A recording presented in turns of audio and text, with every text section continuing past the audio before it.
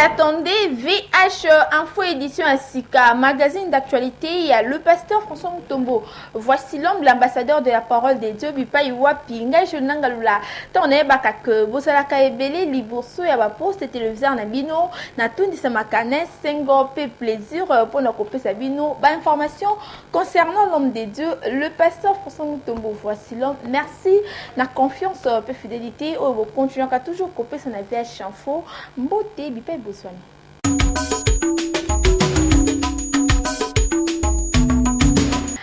La édition ya mokonelelo na culte ya mardi 15 janvier 2019 na ACK Kalembelembe Oyekambamaka na le pasteur François Mutombo. Voici l'homme, l'ambassadeur de la parole de Dieu, toujours na service ya dédicace de l'année 2019 a expliqué qui na peuple de Dieu et a PC important cette dédicace to changiongo pour un commentaire.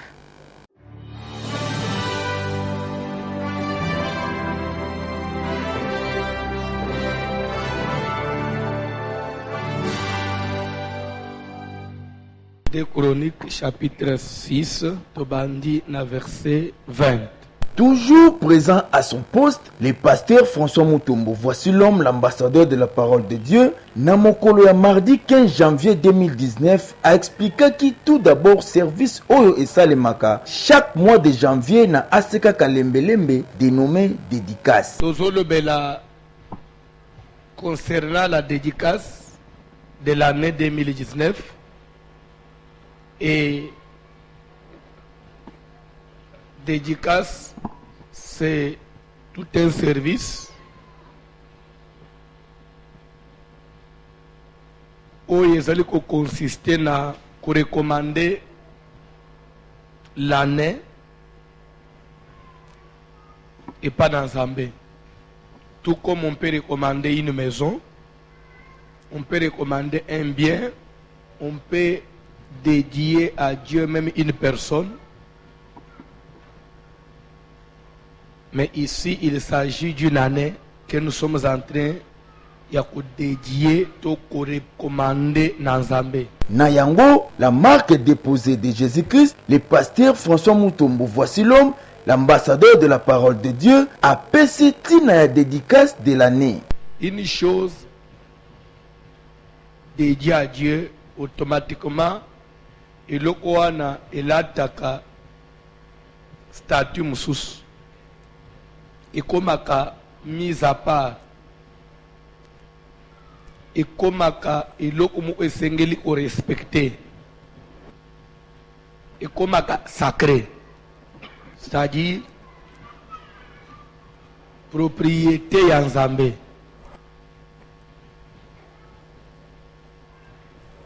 Et le quoi n'a pas défendre à Yango. Ce qui te recommandé à ne bien, c'est que pour nous, Dieu va commencer à défendre tous les jours de cette année de Bosonabiso. Moutunyo so olinga o déranger année o iponabiso nzamba ukuta nanaye. Point ya liboso, la dédicace comme telle, c'est d'abord une prière. Une prière pas comme les autres.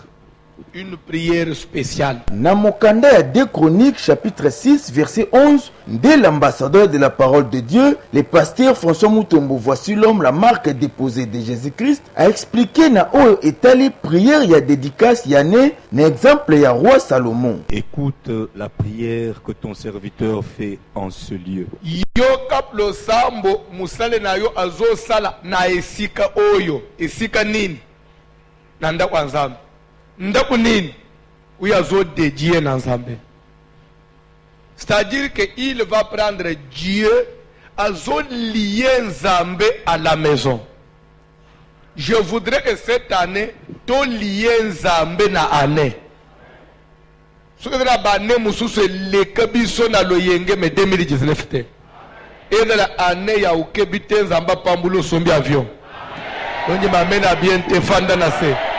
Service ya dédicace ezo continuer kino mokolo ya samedi 9 pe dimanche 10 février na triomphal na yango yaka pe ko dédié année malamu elongo na nzambe ya pasteur François Mutombo. Voici l'homme. Avant même avant ya kokota na ndako wana seulement dédié en Nzambe. Donc on est bisopé, toujours ça de dédicace y année, na premier mois de l'année. Avec me to kota l'année to vivre année, nous voulons d'abord to banda Nzambe. Dieu comme le commencement de toutes choses. Tout ce qu'elle a toujours dans mokolo, il y a mardi 15 janvier 2019, Bipai Wapi, toujours présent à son poste, le pasteur François Mutombo. Voici l'homme, l'ambassadeur de la parole de Dieu. À l'Obélekino étali la prière de la dédicace, dans commentaire Oyo Bolanda. La prière de la dédicace, c'est aussi une prière de supplication. Ce qu'on l'a dit, façon de sens, maloba, Salomon veut dire daigne exaucer. C'est là qu'on dit. Ce qu'on dit qu'on c'est là, qu'on y a là. Ma bonne les supplications, daigne exaucer les supplications. Sa prière à dédicace, c'est sa prière à commandement. La dédicace de l'année 2019 Ezako Kobana Aseka Kalimbelembe Oye Kambamaka na l'homme de Dieu, le pasteur François Mutombo. Voici l'homme, le mercure du moment, Bipai Wapi, Azobeta Sete, na Oye Tali, prière et surtout pendant dédicace. Bande kunda kuna Nzambe toyaka ko bondela. Ndenga totiki bande utoye pa na Nzambe ko bondela. Koluka biyano, koluka ba faveur ya Nzambe. Tika même lelo ndengo yebo obi mana faveur ya Nzambe. Obi mana yanu ya Nzambe. Mukolo na mukolo tozali censé ko bimana biyano na Nzambe. Et la vie chrétienne se construit. Soki boyebite. Chaque jour, c'est comme si on est entré à combattre. C'est une brique de plus. Peut-être que ne peut mire élevé. Ah, on dit m'amène à bien te. Tika sous lelo, moi 2-3 briques il s'amana mire na yo. Soki boyebite. Toujours dans Oetali prière, l'ambassadeur de la parole de Dieu, le pasteur François Mutombo. Voici l'homme, la marque de posée de Jésus-Christ. A Talisaki naba chrétien, Ndengi Nzambe azako boya comparaison naba prière na biso. Komi compare na batute. Komona kama be ya batute. Soko zo liboso na Nzambe yaka na ndenge na yomo yaka na compte privé erreur ya ndekwana abandi ko se comparer na prière ko se comparer na mutute Nzambe na ngai kuti na Nzambe la papa na zo la l'église na zangi sa prière te bapagano bazo bana papa lili wana kuti abali papa Nzambe na atete likambo lile osa na prière na yo. Je n'aime pas la comparaison. Tikanzamba pambula mutumoko. Tikanzamba pambula mutumoko. Nzamba zali nandenga salela abatu nandenye na ye. L'ambassadeur de la parole de Dieu, le pasteur François Mutombo. Voici l'homme a continué qui na prédication na ye na exemple ya Joseph na oetali comparaison na prière. S'il y avait quelqu'un qui pouvait faire la comparaison peko beta libaku, c'était Joseph. Joseph na Égypte. Innocent. Atikala kolanda mwasi ya Potifar te. Mais mwasi ya Potifar mutolinga ka violé. Batu nyoso balanya Joseph, vraiment Joseph. Joseph muto ko violé mwasi ya mukonzi papa. Atek mu kindumbangu Joseph ya yote. Le napoka balo oti mwana batu babo ila kasho. Innocent qu'il était. Tu as bandé qui kotali sans Nzambe. Mutwane ndeba yeko gracier bazobi mise na prison. Joseph musali Nzambe musantu na lol akomi kolanda ye. Souviens-toi de moi. Ah, ngai mwana na Nzambe akomi ko se confier na ba païen. Mais Joseph pouvait réagir, dire que Dieu était juste. Au contraire, ngamu tunadai innocent de fallait na bima le premier na prison. Soki muninga bali ozo etaliona. Est-ce que ça problème ya opengwa? Lokola Azamobuki Bikeko ya solo, l'ambassadeur de la parole de Dieu, le pasteur François Mutombo. Voici l'homme, Mobuki Bikeko ya solo, a salaki ba déclaration pour le peuple de Dieu. C'est Dieu que tu viens chercher en ce lieu. Le Dieu qui écoute la prière. La Bible l'appelle le puissant de Jacob. Que ce Dieu-là te soit favorable, qu'il te fasse du bien et que cette année 2019, même lorsque batu nyole kodala ya kokangama eke na Kongo makambo kosimba te epa na yo simba onote. D'ailleurs na Kongo pe makambo fe simba pour que naza musala nzambe fona loba bien tika vina yo fungwama Salomon le bien te même atalo de kodala kangami mais soki mutu akimeli na ndako oyo papa oyo kelaye tika ne oyo atalo de kodala kangami mwana na nzambe nyos asali dédicace atana na mboka nini nzambe na lolo oyo kelaye tika nzambe yo kelayo 2019 abikisa yo apeso mabota misalelo apambolama alongelo bitumba musala fungwama kenda liboso bilakali mabe kwaya bakondamnation na baesheka ya famille ekwaya moto akita ezikisa molili pe ténèbre onote. Pour Kosukisa, Mokolo mardi 15 janvier 2019, la marque déposée de Jésus-Christ, le pasteur François Mutombo, voici l'homme, l'ambassadeur de la parole de Dieu, a levé toujours dans la prière de la dédicace, PAP se résumé, Bolanda. Bible les hommes faites par l'esprit toutes sortes de prières. Dans la prière de la dédicace, ça commence par la supplication, mais comme le diable existe, Satan n'a pas le meilleur aucun prière à supplication. Il y a un combat peut faire autant de parties.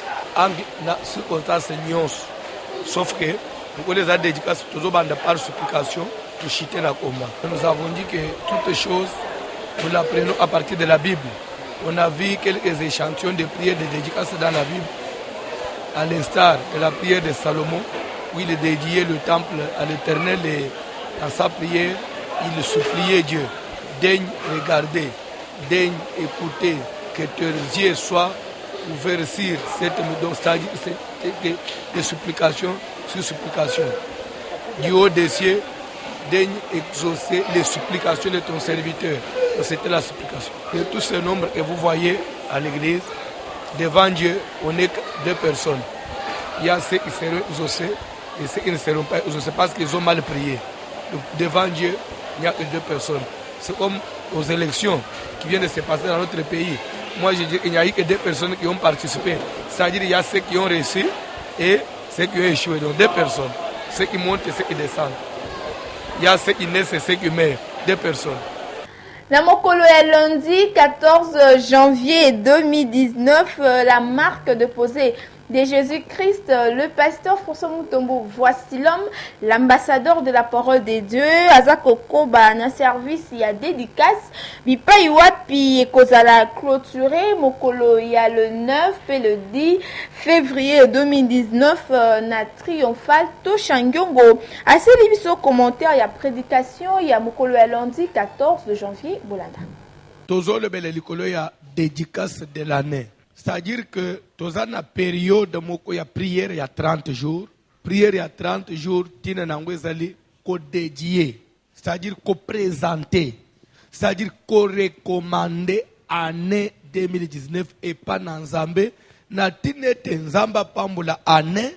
Pe année oyo ezala favorable pour Nabiso. Mokolo ya lundi 14 janvier 2019 na Aseka Kalembelembe oyo ekambamaka na l'ambassadeur de la parole de Dieu, le pasteur François Mutombo. Voici l'homme, la marque déposée de Jésus-Christ. Bipai wapi azolobela sur la prière de la dédicace. Pendant cette période de la dédicace, quel est le donc qu'est-ce qui doit être fait pour que la dédicace soit dédicace?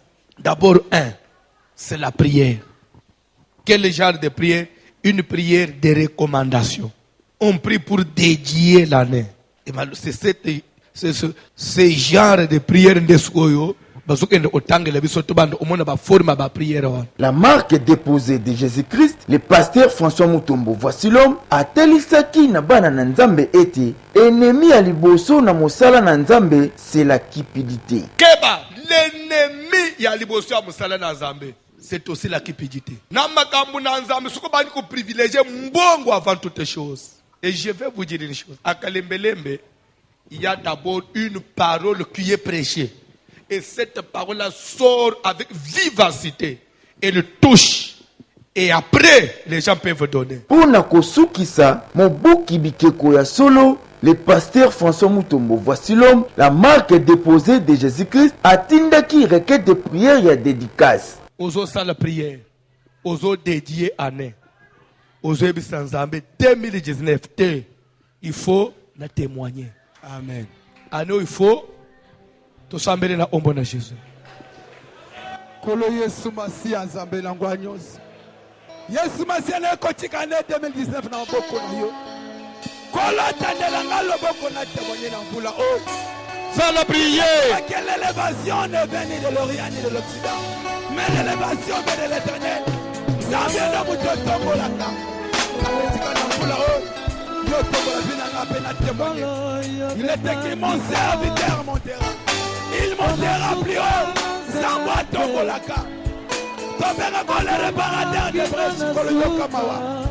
Nabera comme l'on l'histoire de Zambalola. Ça la prière.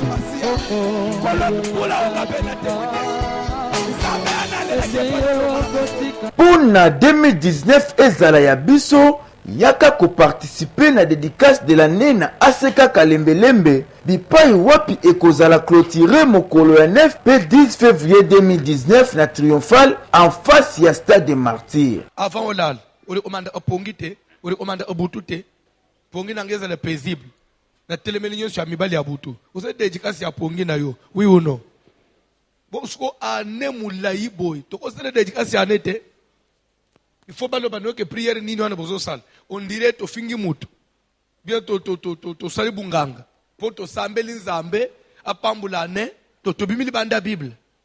Po to sepelisa batu to salangu te. To salangu.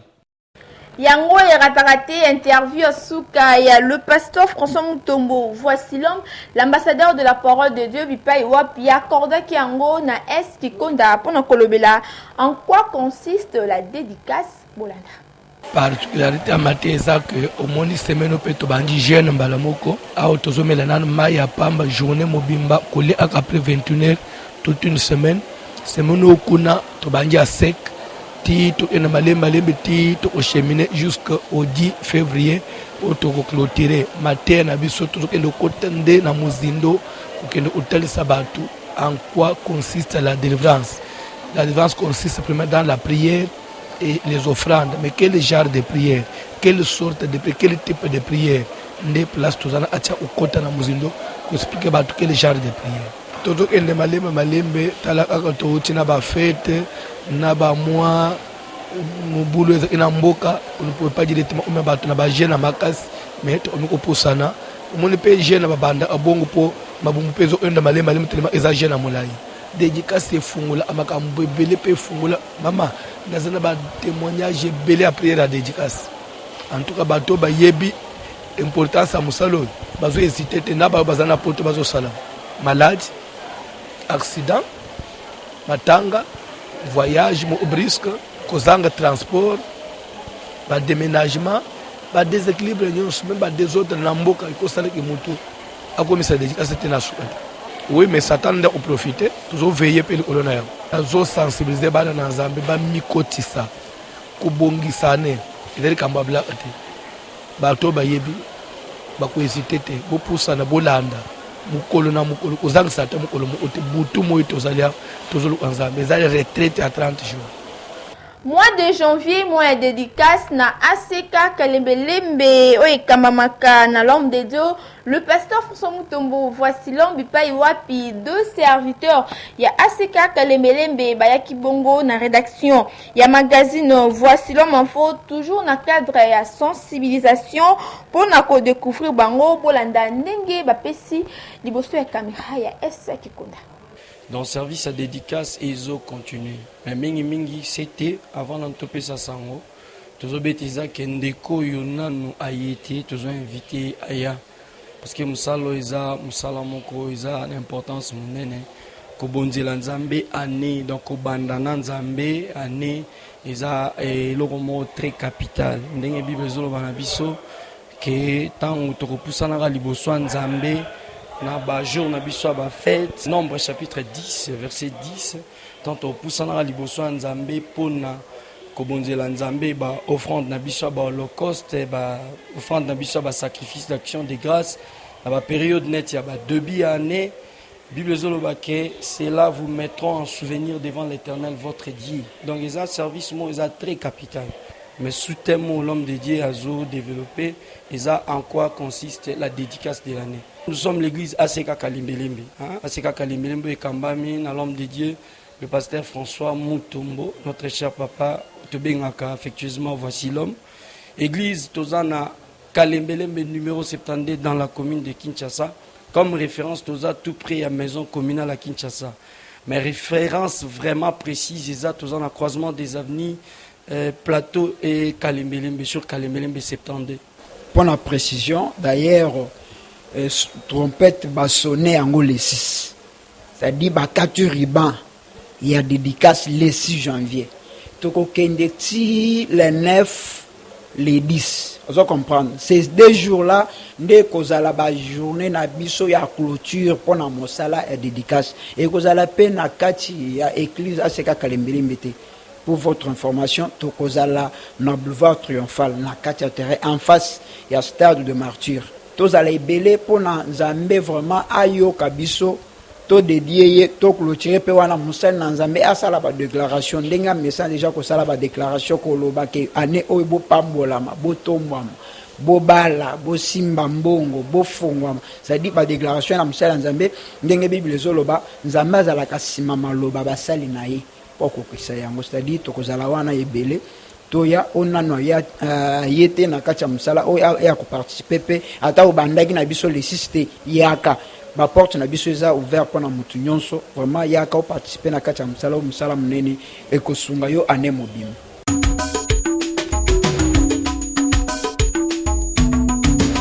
Matthieu chapitre 16 kobanana verset 13 na 15. Pour vous, qui suis-je? Déjà pour comprendre, to komi na rubrique o zelaka makasi biso atonoma yango VH opinion bipa iwapi to tunaka na population qui voici l'empambate même Jésus-Christ de Nazareth yepe atunaki na ba apôtre na ye. Pour vous, qui suis-je? Biso awa na magazine Voici l'homme en faux to tuni na population qui est voici l'homme bolanda à travers élément o ya to chanyongo pe fama noir.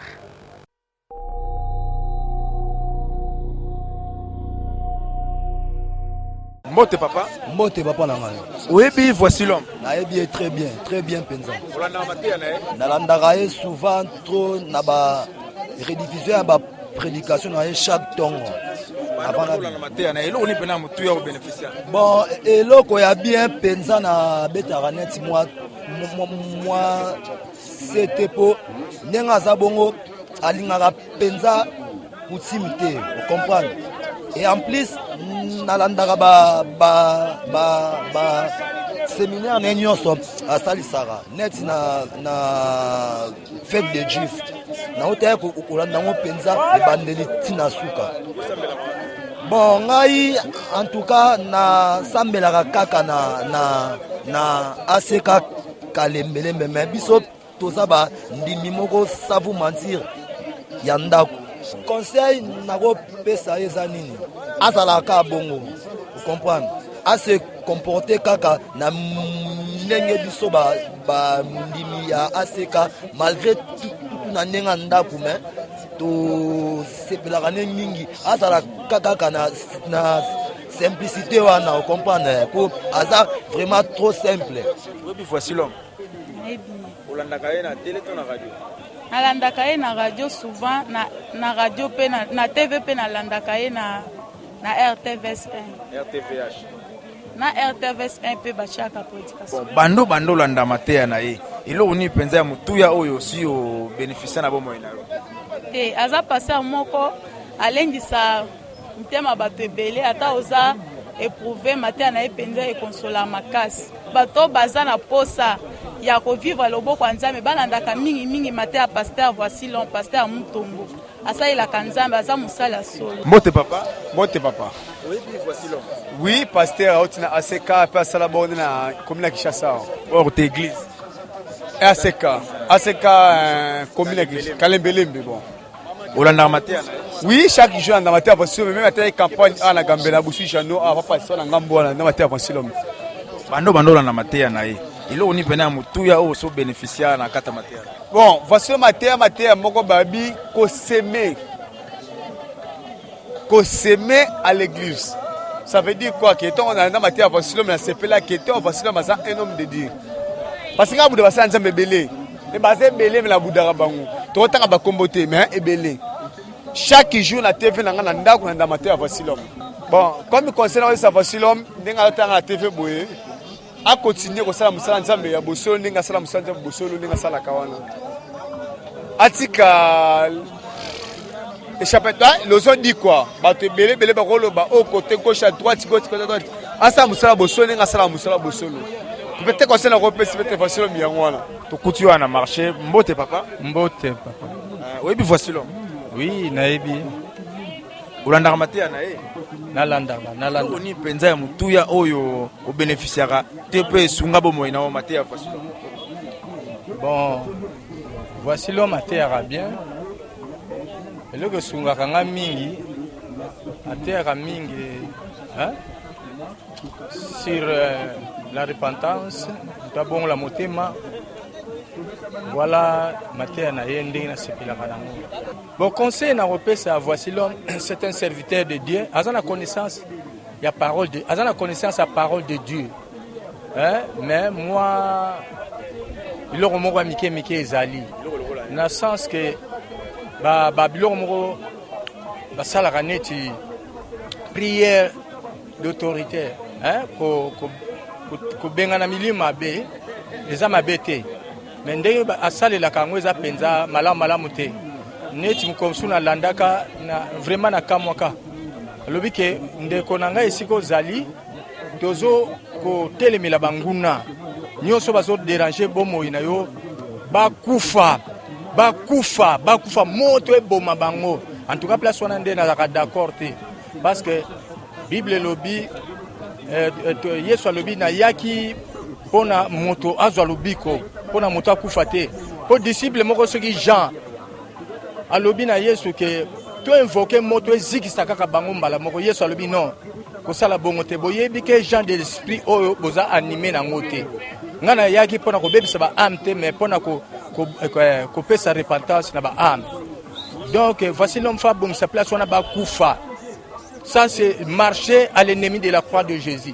Oko bomate lobake moto na nzambe etumba misala na bango ya mabe, etumba sorcellerie, etumba occultisme, etumba kindoki, ebe ozo conserver mutu noke mutu akufa azika non. Wana penande defo kaka na mona kande yango wana.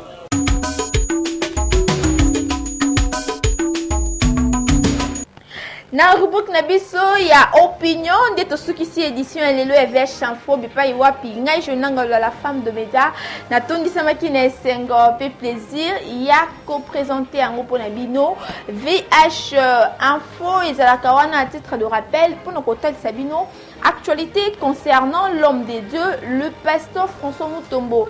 Voici l'homme, l'ambassadeur de la parole de Dieu, Peno Etali, Aseka, Lembe. Ce que vous avez dans le témoignage, Bipaiwa Pinzambi, à pasteur François Mutombo, voici l'homme, à Saelayo, cohésité, contactez le numéro et la rédaction à magazine Voici l'homme info, où ils ont la balle de l'écran pour na Tokokita, place Nyoso Okozala, pour na Kozwa témoignage Nayo. Ce qui vous s'appelle qui, na édition et Mokonelelo, pour ça, merci l'équipe costaud, les aigles de la communication, na Mosele Lengyo, Baso, continue toujours comme ça là. Merci na Eski Konda Toshangiongo. C'est nous à la montage. Papa qui conseille la supervision. Et papa Israël 12 Tiaba na coordination. Salutations spéciales na ba chrétien sur un monde entier. Mingi ya Aseka Kalembelembe. Na maman Mimi Mutombo, la première dame de l'Aseka Kalembelembe. Na Dieu merci Tiaba.